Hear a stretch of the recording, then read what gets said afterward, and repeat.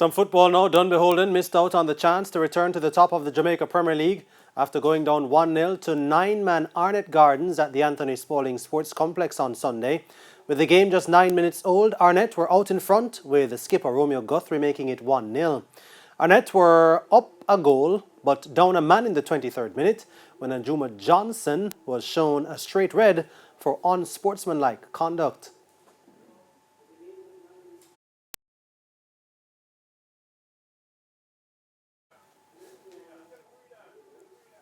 They suffered a further blow when Earl Simpson picked up his second booking, which saw the hosts reduced to 9 men. Arnett, however, held on to complete the win, which takes them to 35 points.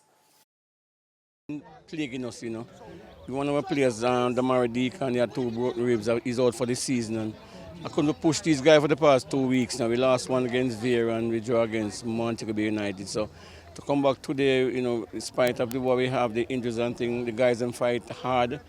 9 man, it's unbelievable.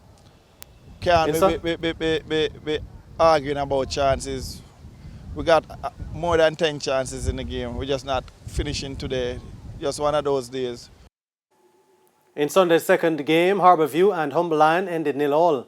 Harbourview remained 6th on 24 points, while Humble Lion are 8th on 18 points after 18 games. I think we should have been a little bit more patient, move the ball from side to side and wait for the right moment. When the right moment arrived, then you could slip that ball across or through the middle there. But I think we were a little bit impatient, and that's the result of it. It just makes it that much harder for us to get into the top 6. But it's still our goal, and we still have games where we can make the difference and to see if we can get in the top 6. We're going to continue to work hard and continue to see if we can pick up points along the way and see how far it leaves us.